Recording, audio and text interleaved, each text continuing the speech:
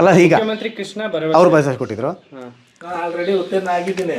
ಅವ್ನು ಪಾಸ್ ಆಗಿದ್ದ ಸರ್. ಆಮೇಲೆ ನೋಡಿ ನಾವೇನೋ ಅವ್ನ ಮನೆಗೆ ಹೋಗಿಲ್ಲ, ನಮ್ಮ ಮನೆಗೆ ಬಂದಿದ್ದ ಅವ್ನು ವಿಶ್ವನಾಥ್, ಅವನು ಕೆಲಸ ಕೊಡ್ತೀನಿ ಅಂತ ಅಂದ ಸರ್. ನೋಡಿ ಇಲ್ಲೇ ಇದೆ ಬಂದು, ನಾವೇನು ಕೇಳ್ಕೊಂಡು ಹೋಗಲಿಲ್ಲ, ಭಿಕ್ಷೆ ಕೇಳಿಲ್ಲ. ಜಮ್ಮುವಿನ ಗಡಿಯಲ್ಲಿ ಭಯೋತ್ಪಾದಕರ ಗುಂಡಿಗೆ ಬಲಿಯಾದ ಯೋಧ PK ಪ್ರಶಾಂತ್ ಕುಟುಂಬ ವರ್ಗದವರಿಗೆ ಸಚಿವ H. ವಿಶ್ವನಾಥ್ ಸಾಂತ್ವನ ಅಷ್ಟೇ, ಕೆಲಸ ಇಲ್ಲ. ಕೆಳಗಡೆ ನೋಡಿ, ಮೃತ ಯೋಧನ ಕುಟುಂಬಕ್ಕೆ ವಿಶ್ವನಾಥ್ ಸಾಂತ್ವನ.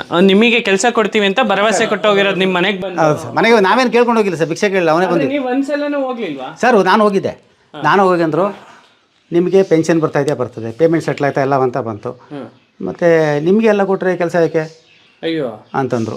ಅವ್ರು ನಾನೇನು ಒಂದ್ ಜೀವಕ್ಕೆ ಬೆಲೆ ಇಲ್ವಾ ಸರ್? ನಾನು ಕೇಳಿದೆ, ನಾನೇನು ಕೇಳ್ಕೊಂಬಂದಿದ್ದೆ ಸರ್, ನೀವೇ ಅಷ್ಟೇ ದುಡ್ಡೇ ಬೆಲೆ. ಹಂಗೆ ಅವ್ರಿಗೆ 15 ಲಕ್ಷ ಬಂದ್ರೆ ಅವ್ರ ಕುಟುಂಬ ಎಲ್ಲ ಆರಾಮಾಗಿರತ್ತೆ, ಅಷ್ಟೇ ಒಂದ್ ಜೀವಕ್ಕಿರೋ ಬೆಲೆ ಅಷ್ಟೇ. ಸರ್ ಈಗ 50 ರಿಂದ 80 ಲಕ್ಷದ ಬರ್ತದೆ. ಮತ್ತೆ ಕುಮಾರಸ್ವಾಮಿ ಅವರು CM ಆಗಿದ್ದಾಗ ಸರ್, ನಾವು SM ಕೃಷ್ಣ ಅಂತ ತಗೊಂಡೋಗಿ ಸಮ್ಮಿಶ್ರ ಅಂತ ನೋಡಿ, ಧರ್ಮ್ ಸಿಂಗ್ ಅವರು ರಿಪೋರ್ಟ್ ಮಾಡಿದ್ರಲ್ಲ, ಇವರು ಇದ್ದಾಗ ಇವರು ಬಂದಾಗ ಇಲ್ಲಿ ತುಂಬ ಫಸ್ಟ್ ಸ್ಟಾರ್ಟಿಂಗ್ ತುಂಬ ಓಡಾಡ್ತಿದ್ರು. ಇವ್ರನ್ನ ಮೀಟ್ ಮಾಡಿದ್ರು. ಇವರು ಸುತ್ತೂರಿಗೆ ಬನ್ನಿ, ನಾನು ಸುತ್ತೂರಲ್ಲಿದ್ದೀನಿ ಮಾತಾಡ್ತೀನಿ ಅಂತ ಹೇಳ್ಬಿಟ್ಟು ಹೇಳಿದ್ರು ಸರ್. ಒಂದು RX ಗಾಡಿ, ಅವನು ಹೆಲಿಕಾಪ್ಟ್ರು ಮೈಸೂರಿಂದ. ಕೇಳಿ ಸರ್, ಮೀಟಿಂಗ್ ಆಯ್ತಾ? ಕೇಳಿ ಸರ್, ಅವ್ನು ಹೆಲಿಕಾಪ್ಟರ್ ಇಲ್ಲಿಂದ ಹೇಳ್ಬಿಟ್ಟು ಹೊಟ್ಟೋದು, ಇವ್ನು ಮನೆ ಗಾಡಿ ತೊಗೊಂಡು ಈಗ ಹೋಗ್ಬಿಡು ಸುತ್ತೂರಿಗೆ. ಆಮೇಲೆ ಯಾರು ಹೇಳಿ CM ಕಾಣಬೇಕು ಗೊತ್ತಲ್ಲ ನಿಮಗೆ, ಏನೋ ಒಳಗೋದ್ರು. ಆದರೆ ಕುಮಾರಸ್ವಾಮಿ ಅವರು ಹಿಂಗ್ಸ್ ಅವರು ಇವ್ರು ಕಳಿಸಿ ಅಂತ ಹೇಳಿದ್ರು. ಬೆಂಗಳೂರಿಗೆ ಹೋಗಿ ಅಂದರು. ಅಲ್ಲಿಂದ ಅವನು ಬೆಂಗಳೂರಿಗೆ ಹೋದೋ ಫ್ಲೈಟ್ಲಿ, ನಾವು ಬೆಂಗಳೂರಿಗೆ ಹೋದೋ.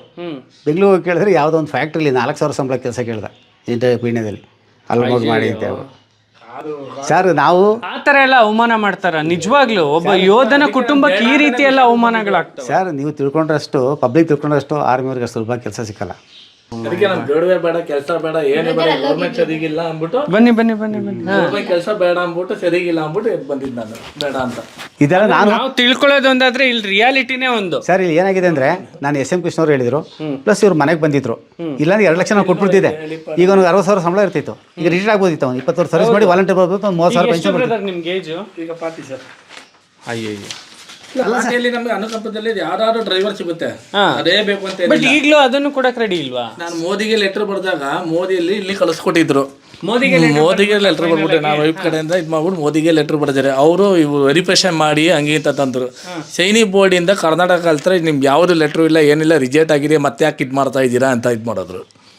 ಮತ್ತೆ ಅದೇ ಬಿಟ್ಬಿಟ್ಟೆ, ತಲೆ ಹಾಕಿಸ್ಕೊಳ್ಳಿ ಬೇಕು. ಇವ್ರು ಯಾರು ಕೇಳಿಲ್ಲ, ನಾನು ಒಬ್ಬನೇ.